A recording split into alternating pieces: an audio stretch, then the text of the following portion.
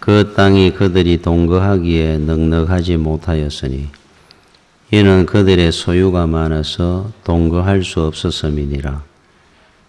그러므로 아브라함의 가축의 목자와 롯의 가축의 목자가 서로 다투고 또 가나안 사람과 브리스 사람도 그 땅에 거주하였는지라.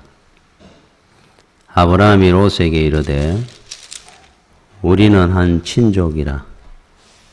나나 너나 내 목자나 네 목자나 서로 다투게 하지 말자. 네 앞에 온 땅이 있지 아니하냐? 나를 떠나가라. 네가 좌하면 나는 우하고 네가 우하면 나는 좌하리라. 이에 롯이 눈을 들어 요단 지역을 바라본즉 소알까지 온 땅에 물이 넉넉하니 여호와께서 소돔과 고모라를 멸하시기 전이었으므로 여호와의 동산 같고 애굽 땅과 같았더라. 그러므로 롯이 요단 온 지역을 택하고 동으로 옮기니 그들이 서로 떠난지라. 아브라함은 가나안 땅에 거주하였고 롯은 그 지역의 도시들에 머무르며 그 장막을 옮겨 소돔까지 이르렀더라. 소돔 사람은 여호와 앞에 악하며 큰 죄인이었더라. 아멘. 인생은 선택입니다. 여러 분야에서 우리는 제한적인 삶을 살고 있습니다. 경제적인 면에서 내가 가지고 싶다고 다 가질 수 있는 것이 아닙니다. 저는 어릴 때 어머니와 시장을 가면은 먹고 싶은 거, 가지고 싶은 장난감, 이런 것들이 눈에 보일 때마다 어머니한테 사달라고 졸랐죠.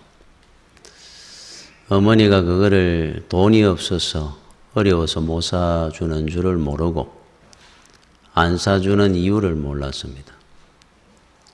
저렇게 많은데 사주면 되는데 그래서 늘 떼를 쓰고 했던 기억이 납니다. 어린아이였기 때문에. 내가 가질 수 있다고 다 가질 수 있는 것이 아닙니다. 정치적인 면도 같습니다. 우리가 이 나라 저 나라 어느 나라든지 내가 가고 싶다고 갈 수 없습니다. 정치적 한정이 있습니다. 그러나 제한은 되어 있지만은 그 안에서만이 선택의 자유가 우리한테 있습니다. 만약에 내가 세상 옷을 입고 싶다고 다 못 입지만은 내가 가지고 있는 옷 중에 오늘은 내가 지금은 뭘 입을까를 결정은 제가 할 수 있습니다. 그래서 선택은 자유지만 선택에 따른 결과의 책임은 내가 져야 됩니다. 선택은 순간이지만은 그 결과는 10년, 평생, 영원을 좌우할 수 있습니다. 그래서 선택을 할 때는 많은 고민을 합니다, 우리도. 그 결과를 책임져야 되기 때문에. 잘못된 선택은 평생의 나에게 짐이 될 거고, 후회가 될 거고, 잘한 선택은 내 인생을 복되게 할 겁니다. 또한 선택은 타이밍입니다. 공부도 때가 있다고 하듯이 그 때를 놓치면은 결단하지 못한 것으로 평생 후회할 날이 옵니다. 롯처럼. 선택은 왕복거리가 필요합니다. 내가 잘못된 선택을 해 10년을 살았는데 그것을 내가 어느 날 돌이킨다고 해서 하루아침에 만회가 안 됩니다.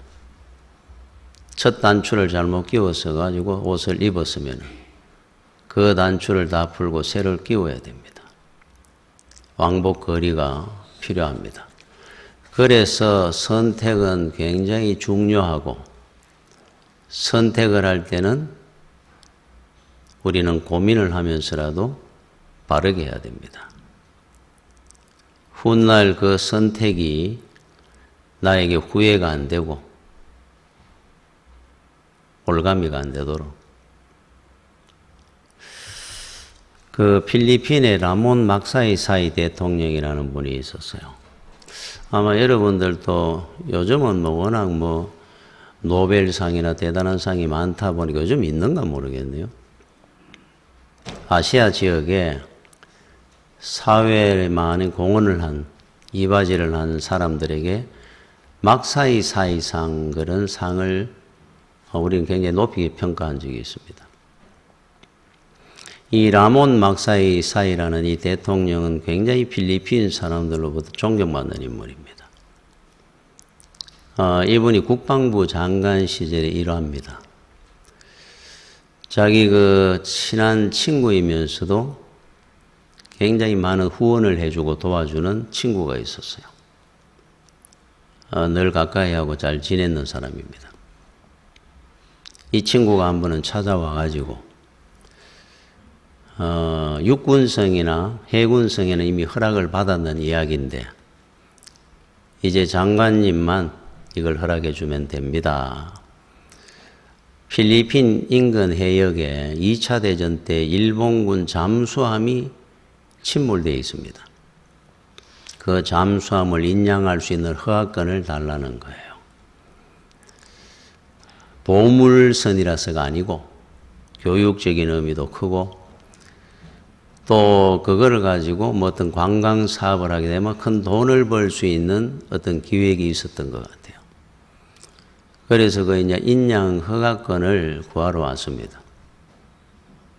당시 장관이었던 막사이사이 전 대통령이 이게 굉장히 바람직한 사업이구나.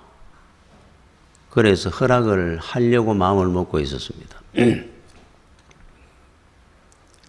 그런데 이제 그 서류를 이제 주면서 사인을 하려고 하는데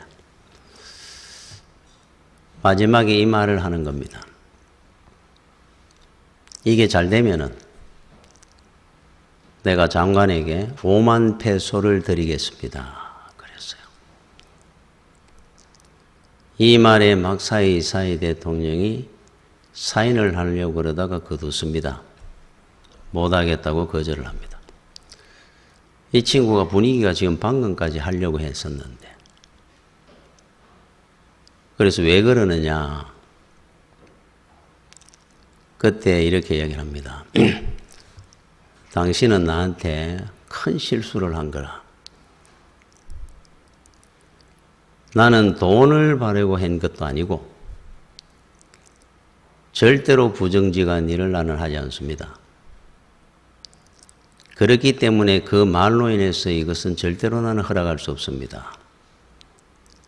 지금까지 인양을 못했다 그럽니다. 여러분들이 무언가 선택을 할 때는 선택의 기준이 있어야 됩니다. 절대로 부정직하게 해놓은 것은 그 작은 일로 인해가 인생을 망칠 날이 옵니다. 야곱이 애굽으로 갔을 때 아들 요셉이 총리가 되어서 이주를 해가죠. 애굽의 바로 왕이 나이를 물었습니다. 네 나이가 몇이냐 물었어요. 그때 창세기 47장 9절에 야곱이 바로에게 이렇게 말을 합니다. 야곱이 바로에게 아뢰되 내 나그네 길의 세월이 130년이다. 130살이라는 겁니다. 내 나이가 얼마 못 되니 우리 조상의 나그네 길의 연조에 미치지 못하나 험악한 세월을 보내었나이다. 이게 답입니다. 130살을 살았는데 여러분 하나님은 스스로를 표현하기를 나는 아브라함의 하나님, 이삭의 하나님, 야곱의 하나님이라 이렇게 표현을 하십니다. 이 표현은 아브라함도 죽고 이삭도 죽고 야곱은 죽어도 하나님은 늘 동일하신 살아계신 하나님이라 하는 뜻입니다. 그 정도로 야곱을 하나님은 사랑하시는 하나님 야곱인데 야곱의 인생이 왜 그렇게 험난하게 살았을까요? 이유는 하나입니다. 야곱은 가족들과 함께 안주하며 살았습니다. 이삭과 어머니 리브가와 형 상둥이 형 에서와 자기가 헤어져 가지고 나그네 인생이 되기 시작한 이유가 있습니다. 집 떠나가지고 아버지를 속이고 형을 속여서 장자가 받는 축복 기도를 사기를 쳐가 받았습니다.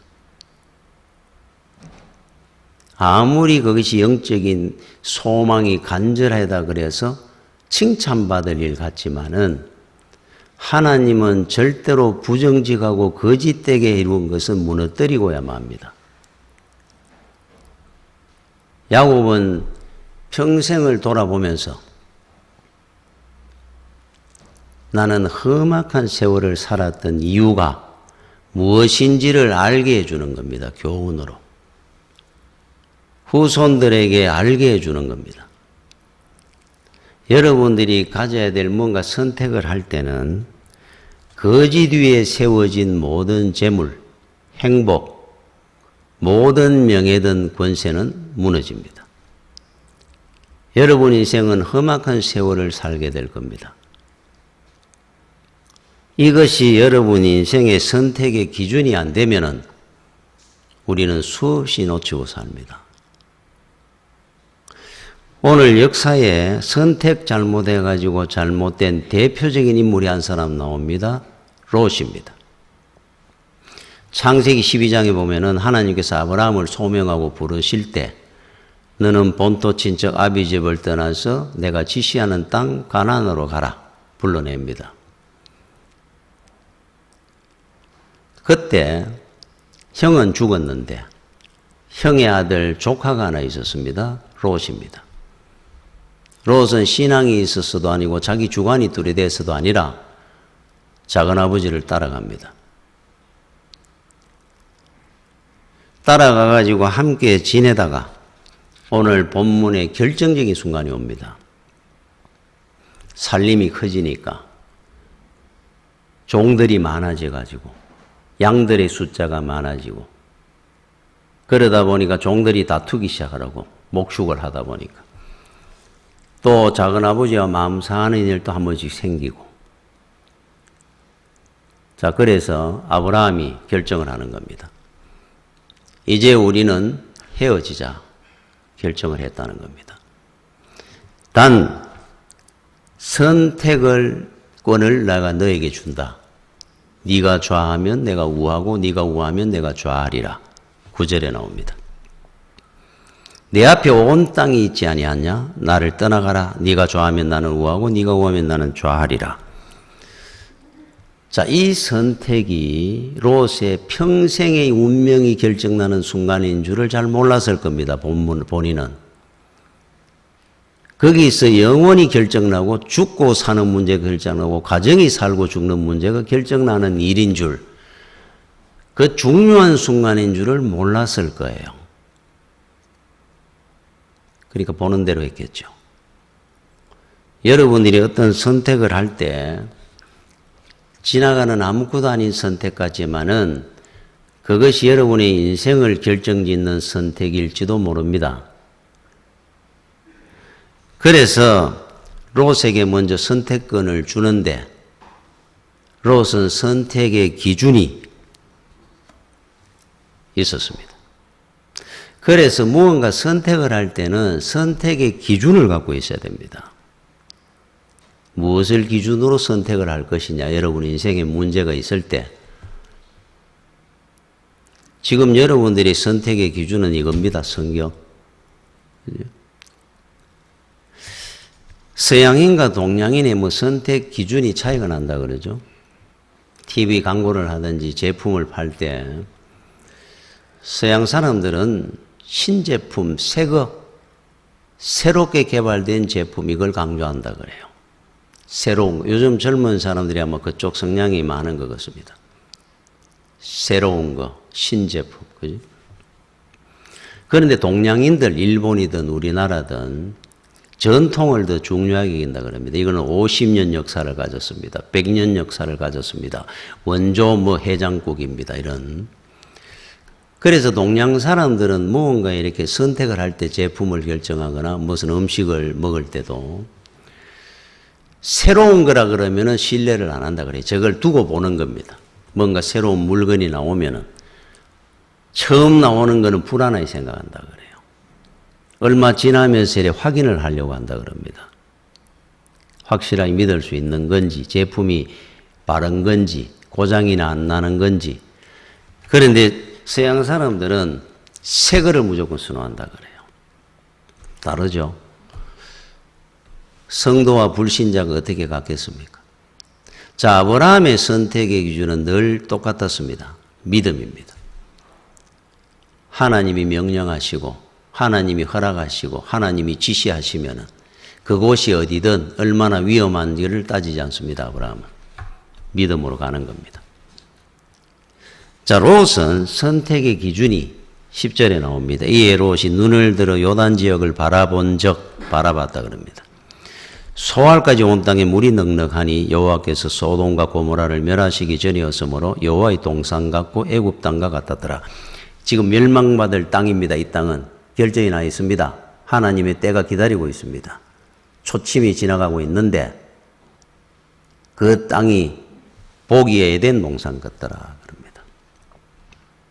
중요한 것이 뭐냐 하면은 여러분 눈으로 보고 선택하는 것은 믿어서는 안 됩니다. 여러분 내 눈으로 보는 것은 겉은 보나 속은 못 봅니다. 현재는 보나 미래가 안 보입니다. 멸망받을 땅이 에덴 동산처럼 보이는 겁니다. 물이 넉넉하고 생활하기가 편할 것 같고 문화생활 즐기기가 좋을 것 같고 그게 전부입니다. 그래서 선택 기준을 그 안에 죄가 있는지 아닌지 여러분들이 갖고 있어야 됩니다. 성도에게는. 교도소 선교를 했던 목사님이 썼는 책에 보니까 이런 내용이 나왔어요. 우리는 여러분들이 한번 생각해 보십시오.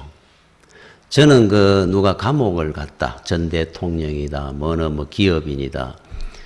보통 일반인도 여러분 감옥 생활을 만약에 1년을 한다면 생각해 보십시오. 야, 그거 하겠습니까? 어떻게 견디겠습니까?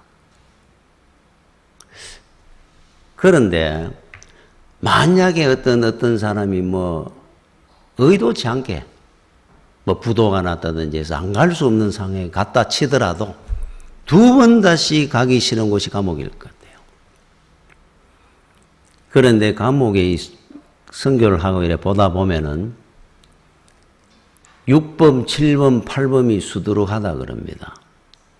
감옥을 거의 10년, 15년 동안 들락거리는 겁니다. 다 합치면은. 나갔다가 얼마 있으면 또 들어온다 그래요. 신기하지 않습니까? 2번 다시 안 들어가고 올 것 같은데.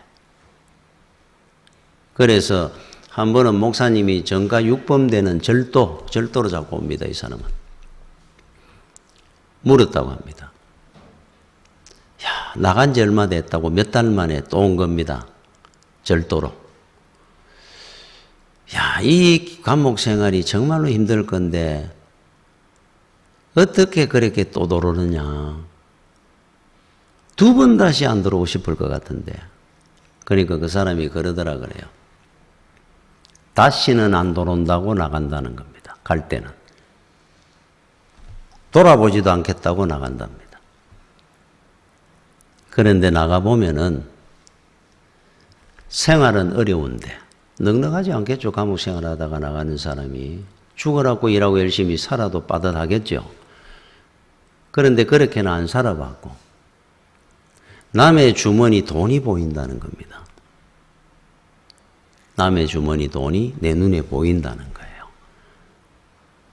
그 돈들은 다 내 돈이라는 겁니다. 기술이 있어서. 또 담 너머에 있는 남의 집에 있는 보석이 보인다는 거예요. 넘어가서 가져오면 되는 겁니다. 그런데 제가 어떻게 여기 또 안 들어오겠습니까? 그러더라 그래요. 보이는데. 보이는 게 문제입니다.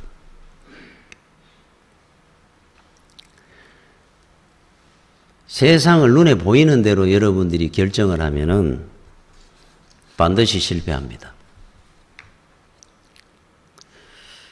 흔히 우리가 그런 농담을 하기도 했죠.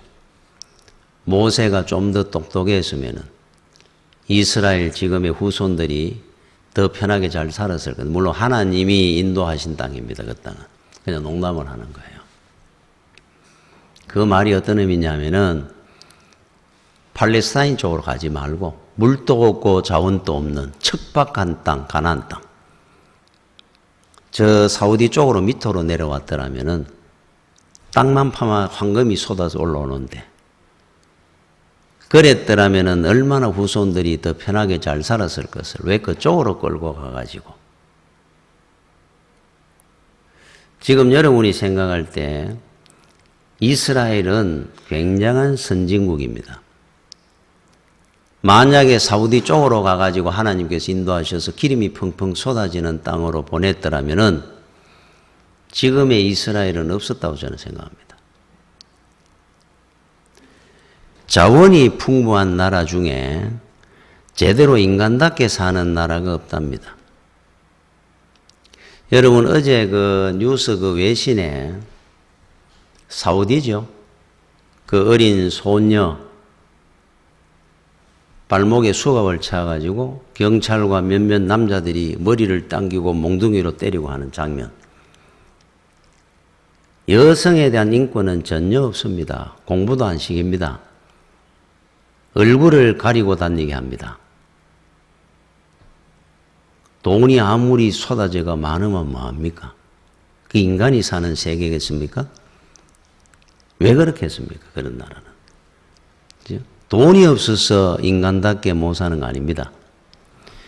그래서 옛날에 어느 사우디 갑부가 롤스로이드라고 하는 유명한 차를 사가지고 마차처럼 낙타의 매가 타고 다녔다 그러잖아요. 끌고 다녔다고. 여러분 그 필리핀에는 굉장히 이렇게 자원이 안에 가면 바나나가 늘 열대지방에 바나나 따먹고 이래 따먹어도 산다 그래요. 일 안 해도. 관광 그 중에 계곡에 저는 이야기만 들었습니다. 계곡을 따라 물이 흐르는 계곡을 따라 한 2-3km 이래 올라가면서 자연을 이래 구경하는 그렇게 좋다 그래요. 때가 있는데 그거를 갖다 물살을 거슬러 이래 배를 타고 이래 서너 명씩 타고 이래 가면 구경하며 가는데 노를 저거 어떻게 가겠지? 사람이 끈다 그럽니다. 그 원주민 중에 그걸 하는 분이 묶어가 그 물살을 거스리고 끌고 올라가는 겁니다. 2-3km를. 그러고 내려오는 겁니다. 요 코스입니다.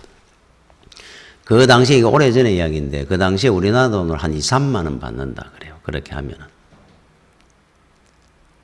자, 지금은 예를 들어 10만 원을 받는다 치고 이분들이 한 일주일 일하고 나면 2-3주 안 보인다 그럽니다. 왜 그러냐면 그 일주일에가 돈 벌으면 그 돈과 먹고 살만한 거 몇 개 사놔 놓고 일 안 하고 논답니다. 배가 고파가 바나나 따먹고 있다 보니까 돈이 있어야 되면 또 나온다 그럽니다. 열악한 가난 속에 그냥 삽니다. 늘. 옷 입을 것도 없고 그냥 삶아 되니까. 자, 자원이 없는 우리나라 대표적입니다. 부지런합니다. 열심히 삽니다. 선진국이 되었습니다.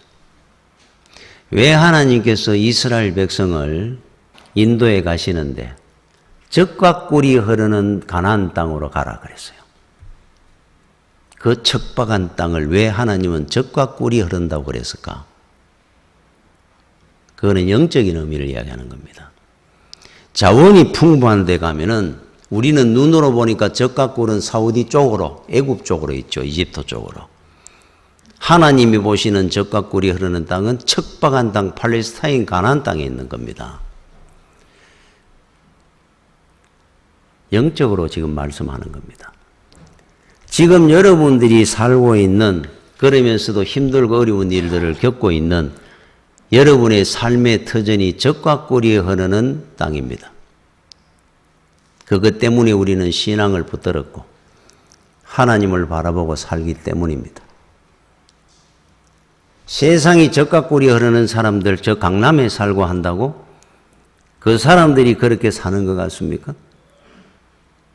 하나님 보시기에는 그 사람들이 바로 척박한 땅에 사는 불쌍한 인생들입니다. 그래서 하나님을 못 만나기 때문에. 여러분, 요한복음 16장 20절에 주님이 십자가를 지시기 전에 하신 말씀입니다. 내가 진실로 진실로 너희에게 이르노니 너희는 곡하고 애통하겠으나, 주님이 돌아가시니까 슬퍼하죠. 성도들은. 세상은 기뻐하리라. 너희는 근심하겠으나, 중요한 말씀을 합니다. 너희 근심이 도리어 기쁨이 되리라. 주가 부활하면서 우리에게 영생을 주어주시고 성령이 내려오시고 진짜 기쁨을 맛보게 될 것이다. 근심이 변해서. 우리 삶 속에 똑같습니다. 1914년도에 67 되는 에디슨의 연구소가 불이 나가 잿더미가 되었습니다. 그동안 연구했던 모든 자료들, 그 결과물들이 다 잿더미가 되었어요. 활활 타고 무너져 내리는 연구소를 아버지와 함께 보고 있던 찰스 에디슨이라고 하는 아들이 울면서 아버지 어떻게 하면 좋으냐고. 그때 에디슨이 그런 말을 합니다. 빨리 집에 가서 네 어머니를 찾아와라. 이렇게 귀한 것을 어머니하고 함께 해야 된다. 아들이 정신도 없이 왜 그러는지도 모르고 어머니를 모시고 왔습니다. 에디슨과 그 부부가, 그리고 아들과 그 타오름이 잿더미가 돼가는 그 연구소를 보면서 에디슨은 이렇게 얘기를 합니다. 이 재난에는 위대한 가치와 교훈이 있다. 위대한 가치와 교훈이 있다는 겁니다. 우리의 모든 과오를 다 하나님께서 불태워 버리셨다. 이제는 다시 시작할 수 있도록 하나님이 틀을 만드셨구나. 이제 우리는 진정 하나님 앞에 감사하고 살아야 될 것이다. 에디슨의 위대한 말입니다. 성도가 세상 사람들하고 다른 것이 무엇이겠습니까? 보는 것이 달라야 됩니다. 듣는 것이 달라야 됩니다. 뭔가 선택을 합니까? 선택하는 기준이 달라야 됩니다. 어떻게 세상 사람과 우리가 똑같겠습니까? 잿더미 속에 여러분들은 뭘 보기를 원합니까? 세상 사람들은 망했다고 할 겁니다. 여러분, 정호성 시인이 이런 시를 썼어요. 잿더미가 되지 않고 어찌 숯이 되겠느냐? 숯이 되지 않고 어찌 불씨가 되겠느냐? 멋있는 말입니다. 잿더미가 되는 걸 보고 슬퍼하는 것이 아니라 잿더미가 되지 아니하고 어찌 숯이 되며 숯이 되지 아니하고 어떻게 새롭게 일어나는 불씨가 되겠느냐. 그것이 불씨가 될 겁니다. 여러분, 윌리엄 바클레이라고 아십니까? 1960년대에 소천하고 돌아가신 분이니까 근대 최고의 신학자입니다. 바클레이 주석이라고 유명한 주석집도 남기고 많은 수많은 저서를 남겼습니다. 이분이 살아있을 때, 나이가 많은 노령이 됐을 때, 그때도 쉬지 않고 집필 활동을 엄청나게 많이 했습니다. 많은 책을 썼습니다. 유명 인사가 돼가지고 초청도 많이 받고 교수로서 강의도 하러 다니고 시간 없도록 뛰다닙니다. 많은 책을 씁니다. 그런데도 기자가 한번 물었습니다. 그렇게 바쁘게 살면서 낮에는 대학 강의도 하고 또 어디 초청도 받고 강연도 해야 되고 파티도 가기도 해야 되고 언제 책을 씁니까? 그때 바클레이가, 이분은 심각한 청각장애를 갖고 있습니다. 그 당시에 뭐 보청기가 좋았을 때도 아닌 거, 그거라도 빼면은 옆에 잔이 깨져도 몰랐다 그럽니다. 그 정도로 심각한, 거의 기머거리 수준입니다. 그런데 얼마나 불편한 게 많았겠습니까? 살면서. 이분이 이렇게 얘기를 하더랍니다. 하나님이 나한테 주신 은혜와 복이 하나 있는데 내 귀를 멀게 한 겁니다. 나는 보청기 이걸 켜도 옆에 말하는 걸 잘 못 들을 정도고 이거 빼버리면 적막강산이라는 거죠. 비행기가 옆에 날아다녀도 못 듣는다는 겁니다. 그러다 보니까 언제든지 연구실이든 집에서든 이것만 빼는 순간에 집중할 수 있는 겁니다. 짧은 시간에 많은 일을 할 수 있던 이유가 하나님의 내가 특별한 은혜를 받았기 때문입니다. 귀머거리 된 것. 달라야 되겠죠. 보는 것이. 그래서 추사 김정희 선생은 이런 말을 했죠. 추운 겨울이 돼야 소나무와 잣나무가 푸르다는 것을 안다. 추운 겨울이 돼봐야 소나무와 잣나무는 푸르다는 것을 우리가 알 수 있다. 여러분, 우리 신앙은 시련과 고난의 터널을 지나보면서 진짜와 가짜가 확인이 될 겁니다.